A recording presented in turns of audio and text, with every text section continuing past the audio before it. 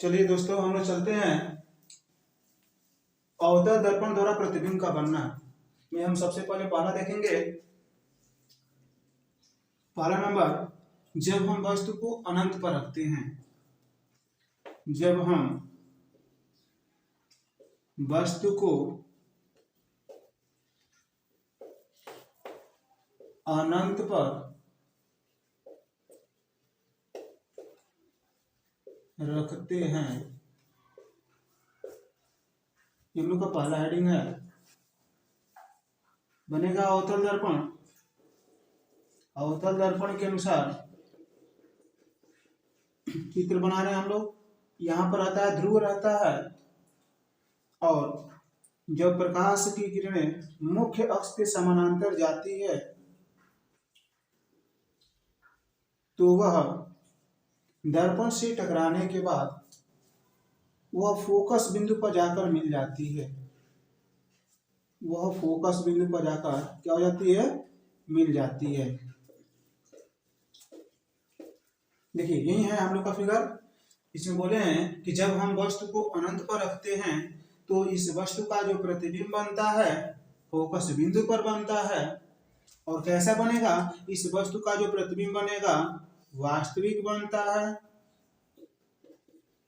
उल्टा बनता है, और वस्तु से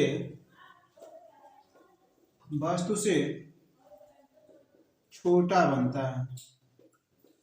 वस्तु से छोटा बनता है। और किस बिंदु पर बनता है? फोकस बिंदु पर बनता है। दूसरा देखेंगे। ये पहला हम लोग का था। अब दूसरा, इसमें हेडिंग करेंगे हम लोग दूसरा नंबर पर।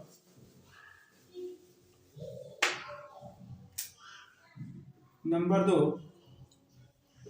जब वस्तु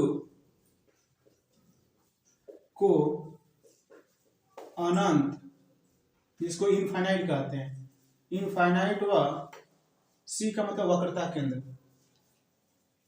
के बीच रखते हैं।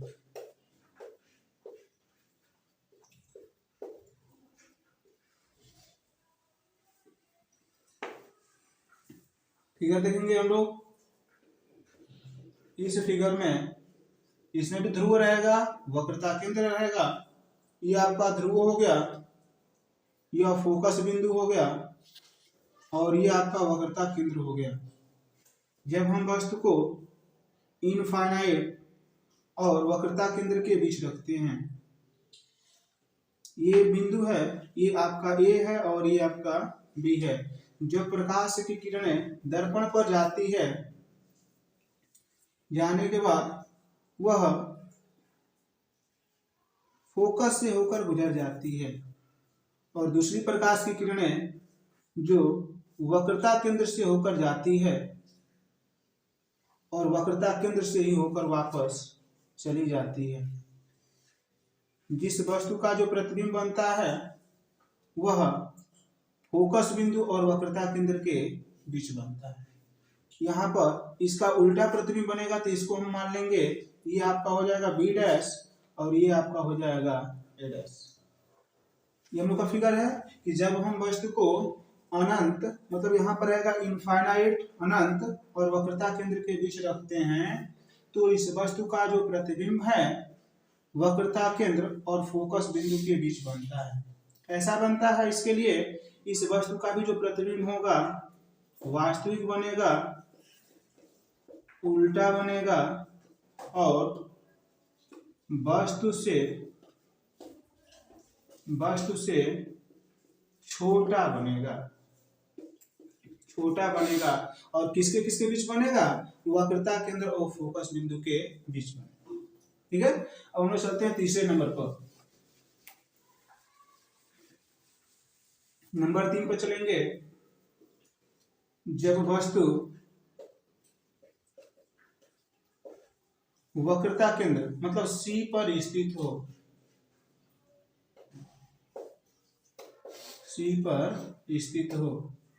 कहने का मतलब है कि जब वस्तु वक्रता केंद्र पर स्थित हो तो इसके लिए बनाएंगे हम लोग ध्रुव। एक बनेगा आपका मुख्य अक्ष खींचेंगे आपका ध्रुव होगा, ये होगा हम लोग का फोकस बिंदु और ये होगा वक्रता केंद्र होगा। जब हम वस्तु को C पर या वक्रता केंद्र पर रखते हैं तो इस वस्तु का जो प्रतिबिंब बनेगा वह फोकस से होकर गुजरेगी और ये भी बिंदु फोकस से होकर जाएगी और दर्पण से टकराने के बाद वह ऐसे मिल जाएगी। कहने का मतलब यह है कि जब प्रकाश की किरणें दर्पण पर जाएगी, दर्पण से जाने के बाद फोकस बिंदु से होकर वह आपस में जाकर मिल जाएगी। मिलेगी कहाँ? तो वह जहां पर हम वस्तु को रखे हैं वहीं पर जाकर मिलेगी जहां पर उस वस्तु का प्रतिबिंब बनता है। तो इस वस्तु के लिए ये बिंदु ए होगा और ये क्या होगा? बिंदु बी होगा, जिसके लिए कह सकते हैं वस्तु को रखे हैं ए और बी, तो इस वस्तु का जो प्रतिबिंब बनेगा ये बनेगा आपका बी डैश और ये हो जाएगा सी ए डैश। कहने का मतलब है कि जब हम वस्तु को वक्रता केंद्र पर रखते हैं तो उस वस्तु का जो प्रतिबिंब भी बनता है वक्रता केंद्र पर बनता है। कैसा बनता है? इसके लिए जो प्रतिबिंब होगा ये भी बनेगा वास्तविक बनेगा, उल्टा बनेगा और जो प्रतिबिंब बनेगा वस्तु के बराबर बनेगा। वस्तु के क्या बनेगा? बराबर बनेगा। और कहां पर बनेगा? वक्रता केंद्र पर ही बनेगा। ठीक है, 3 स्टेप हो गया हम लोग का। चौथा स्टेप है, चौथा नंबर, जब वस्तु को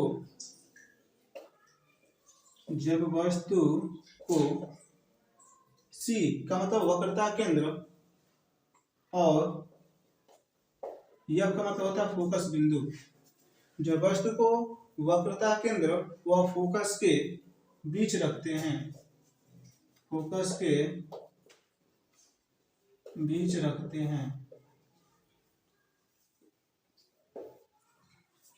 चित्र है यह चित्र है हम लोग का दर्पण में अवतल दर्पण है। अवतल दर्पण के अनुसार मुख्य अक्ष आपका बनेगा ये ध्रुव, यह बिंदु होगा फोकस बिंदु और ये होगा हम लोग का वक्रता केंद्र। हम वस्तु को वक्रता केंद्र और फोकस के बीच रखते हैं तो यह दर्पण से होकर जाएगी और जाने के बाद दोनों बिंदु फोकस से होकर गुजरेगी।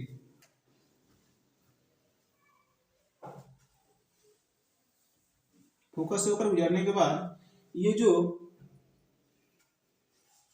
इस वस्तु का जो प्रतिबिंब बनेगा वह इनफाइनाइट, मतलब इसको कहते हैं अनंत और वक्रता केंद्र के बीच बनेगा। जैसे यहाँ पर बना है ना, तो ये हम लोग का बिंदु हो जाएगा ए, हो जाएगा ये होगा बी, तो इसके लिए प्रतिबिंब जो होगा ये होगा हम लोग का बी डैश और ये हो जाएगा हम लोग का चीज ए डैश।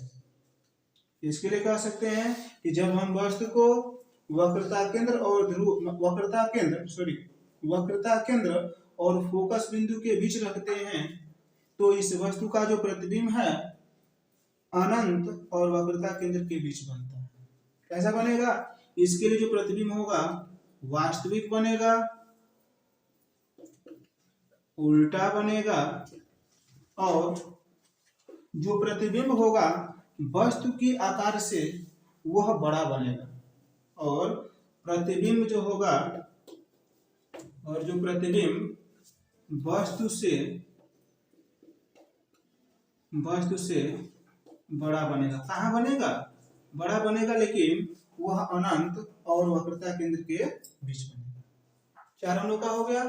अब देखेंगे 5वां नंबर, जब हम वस्तु को फोकस पर रखते हैं।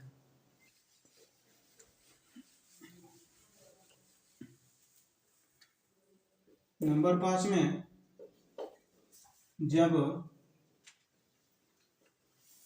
वस्तु F पर स्थित हो, जब वस्तु F पर स्थित हो दर्पण हम लोग बना लिए। ये दर्पण रहा हम लोग का अवतल दर्पण।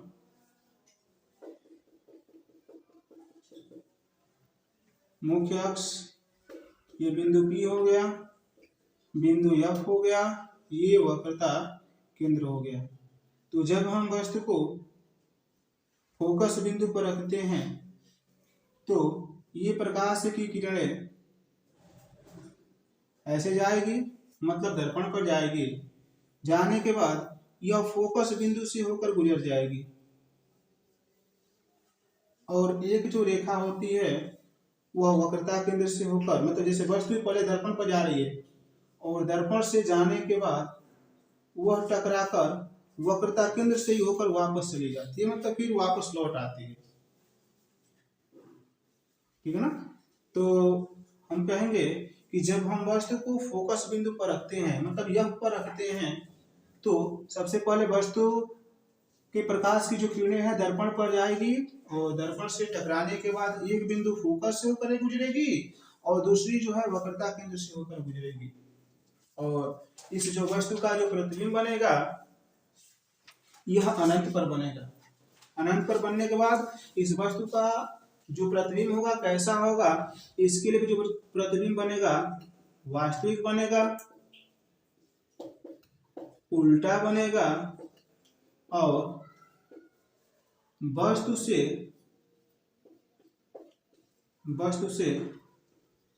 बड़ा बनेगा। लेकिन कहाँ बनेगा, इसका जो प्रतिबिंब बनेगा अनंत पर बनेगा। ठीक है। अब हमें एक लास्ट देखना है जिसमें हम वस्तु को फोकस बिंदु और ध्रुव के बीच रखते हैं, जो 6वां नंबर। नंबर 6 है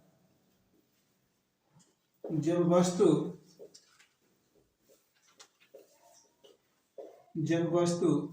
F व P के बीच स्थित हो।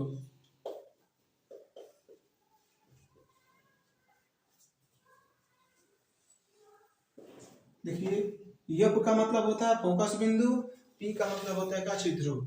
ये बोले हैं कि जब वस्तु फोकस बिंदु और ध्रुव के बीच स्थित हो। फिगर बन गया हम लोग का, ये है हम लोग का अवतल दर्पण।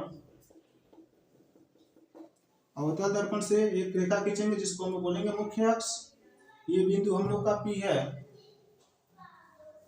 हम लोग का ये है फोकस बिंदु और ये हम लोग का वक्रता केंद्र जिसको C कहते हैं।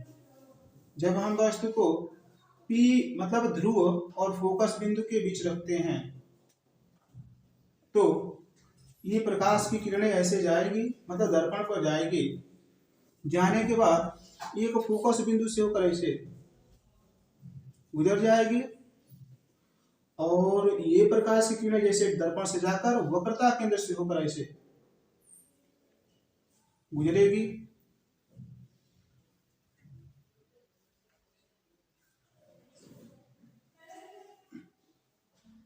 चली गई। और जाने के बाद क्या होगा कि इस वस्तु का जो प्रतिबिंब बनेगा, हम आभास करते हैं कि वह